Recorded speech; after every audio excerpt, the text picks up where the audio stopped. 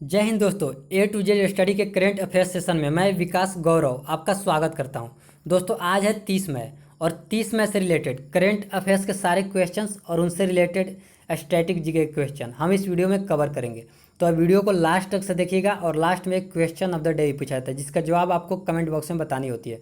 और अगर उस प्रश्न का आप सही जवाब बता देते हैं तो नेक्स्ट डे के सेशन के लास्ट में आपका नाम भी अनाउंस किया जाता है।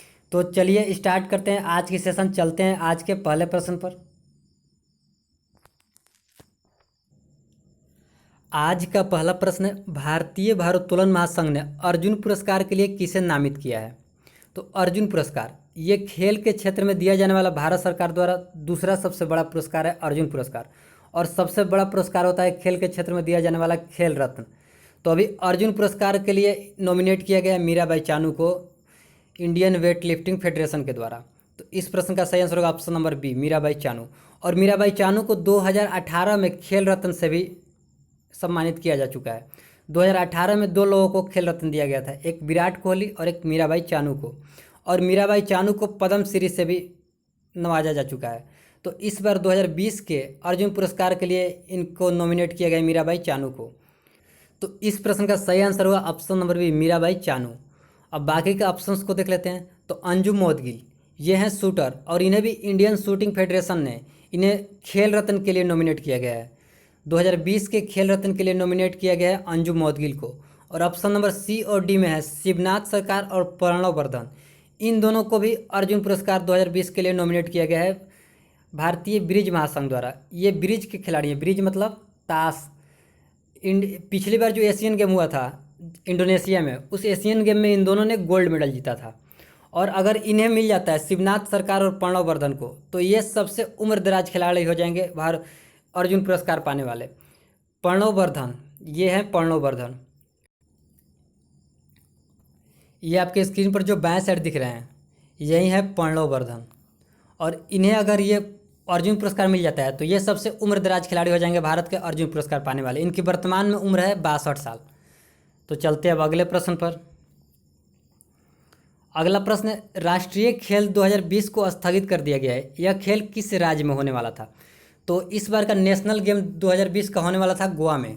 ये होने वाला था अक्टूबर नवंबर में गोवा में, लेकिन कोरोना वायरस संक्रमण को देखते हुए इस बार ये अनिश्चित काल के लिए पोस्टपोन कर दिया गया है। अभी इसकी कोई नई शेड्यूल नहीं है कि यह अब कब होगा, कहाँ होगा, किस राज्य में होगा। तो इस प्रश्न का सही आंसर होगा ऑप्शन नंबर बी, ये गोवा में होने वाला था। और इससे पिछला बार जो हुआ था वो हुआ था 2015 में केरला में। तो चलते हैं अब अगले प्रश्न पर। अगला प्रश्न है, हाल ही में किस राज्य के पहले मुख्यमंत्री अजीत जोगी का निधन हो गया? तो अजीत जोगी ये थे छत्तीसगढ़ के मुख्यमंत्री। ये छत्तीसगढ़ के पहले मुख्यमंत्री थे अजीत जोगी। छत्तीसगढ़ मध्य प्रदेश से अलग होकर के 1 नवंबर 2000 ईस्वी में एक अलग राज्य बना था और उस राज्य के पहले मुख्यमंत्री बने थे अजीत जोगी, जो कि 2000 से लेकर के 2003 तक छत्तीसगढ़ के सीएम थे। तो इनकी अभी 74 वर्ष की उम्र में हार्ट अटैक की वजह से, दिल का दौरा पड़ने की वजह से इनका निधन हो गया है। तो ये छत्तीसगढ़ के मुख्यमंत्री थे। तो छत्तीसगढ़ की कैपिटल है रायपुर। छत्तीसगढ़ के वर्तमान में सीएम है भूपेश बघेल और छत्तीसगढ़ की गवर्नर है अनुसुईया उइके। छत्तीसगढ़ की सीमा टोटल 7 पड़ोसी राज्यों से मिलती है। वो हैं मध्य प्रदेश, महाराष्ट्र, तेलंगाना, आंध्र प्रदेश, उड़ीसा, झारखंड और उत्तर प्रदेश। तो ये छत्तीसगढ़ के सीएम थे। तो छत्तीसगढ़ मध्य प्रदेश से अलग होकर के 1 नवंबर 2000 ईस्वी को भारत का 26वां राज्य बना था। और 2000 ईस्वी में नवंबर 2000 में भारत के 3 नए राज्य बने थे, एक छत्तीसगढ़, एक उत्तराखंड और एक झारखंड। छत्तीसगढ़ राज्य की स्थापना हुई थी 1 नवंबर 2000 को, झारखंड राज्य की स्थापना हुई थी 15 नवंबर 2000 को और उत्तराखंड राज्य की स्थापना हुई थी 9 नवंबर 2000 को। 1, 9 और 15। चलते अब अगले प्रश्न पर। अगला प्रश्न है, केरल की पहली महिला पुलिस महानिदेशक यानी कि डीजीपी कौन बन जाएंगी? तो अब केरल की पहली महिला डायरेक्टर जनरल ऑफ पुलिस ये बन जाएंगी आर श्रीलेखा। इस प्रश्न का सही आंसर होगा ऑप्शन नंबर ए, ये नाम याद रखिएगा आर श्रीलेखा। ये बनने वाली हैं केरल की पहली महिला डीजीपी। अब बाकी के ऑप्शंस को देख लेते हैं। तो लीला सेठ ये है उच्च न्यायालय की प्रथम महिला मुख्य न्यायाधीश। भारत के किसी भी उच्च न्यायालय से प्रथम महिला मुख्य न्यायाधीश बनने वाली हैं लीला सेठ। अन्ना जॉर्ज ये है प्रथम महिला आईएएस। और प्रथम महिला आईपीएस हैं किरण बेदी।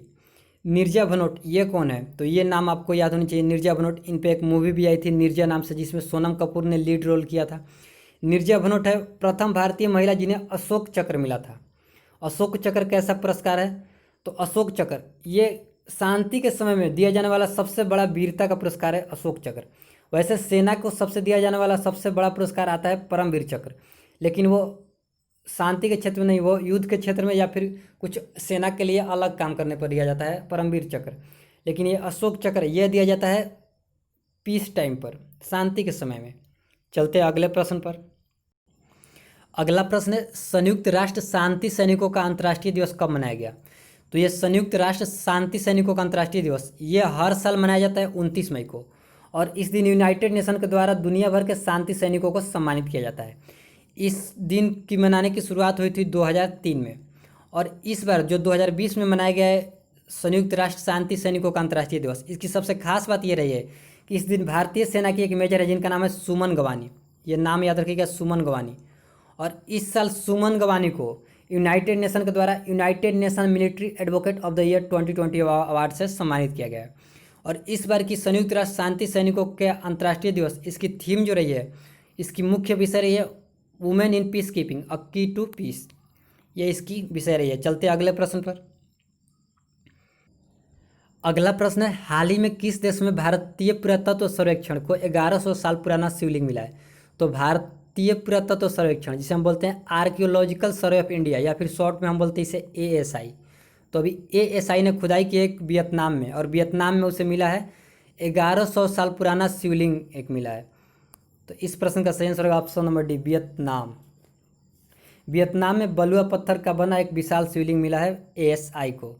तो ये जो आपको दिख रहा है ग्लोब पे रेड कलर का, यही है वियतनाम, और ये है अपना देश भारत। भारत से वियतनाम की लोकेशन देख लीजिए। वियतनाम की कैपिटल है हनोई, और वियतनाम की मुद्रा है दोंग। चलते हैं अब अगले प्रश्न पर। अगला प्रश्न है किस राज्य में 800 किलोमीटर सड़कों को हर्बल सड़कों के रूप में विकसित किया जाएगा? तो अभी ये निर्णय लिया है उत्तर प्रदेश सरकार ने। उत्तर प्रदेश सरकार ने यह निर्णय लिया है कि 800 किलोमीटर लंबे सड़क को हर्बल सड़क के रूप में विकसित किया जाएगा, जिसमें सड़क के दोनों किनारे हर्बल पौधे या जड़ी बूटियाँ जैसे कि पीपल, नीम, ब्राह्मी, अश्वगंधा, जट्रोफा आदि जड़ी बूटियाँ लगाए जाएंगे। तो इस प्रश्न का सही आंसर होगा option number C, Uttar Pradesh. तो उत्तर प्रदेश के सीएम है योगी आदित्यनाथ, उत्तर प्रदेश की गवर्नर है आनंदीबेन पटेल, और उत्तर प्रदेश की कैपिटल है लखनऊ। उत्तर प्रदेश का राष्ट्रीय पक्षी है सॉर्स क्रेन, और उत्तर प्रदेश का राष्ट्रीय पशु है बारहसिंगा। चलते अब अगले प्रश्न पर। अगला प्रश्न है हाल ही में किसे ओलंपिक चैनल कमीशन का सदस्य चुना गया है? तो अभी ओलंपिक चैनल कमीशन का सदस्य बन गए हैं Narendra Batra. Option number B will be right answer. और ओलंपिक चैनल कमीशन का सदस्य बने, तो ये ओलंपिक चैनल कमीशन का काम क्या होता है?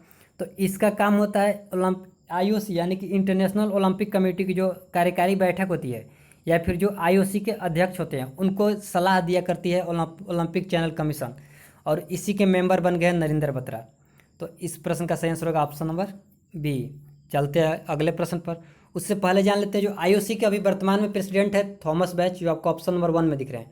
ये अभी वर्तमान में आईओसी के प्रेसिडेंट हैं। सौरभ गांगुली ये हैं बीसीसीआई के प्रेसिडेंट, और डॉक्टर हर्षवर्धन ये हैं हमारे स्वास्थ्य मंत्री, और ये अभी बन गए हैं WHO यानी कि वर्ल्ड हेल्थ ऑर्गेनाइजेशन के कार्यकारी बोर्ड के भी सदस्य बन गए हैं डॉक्टर हर्षवर्धन।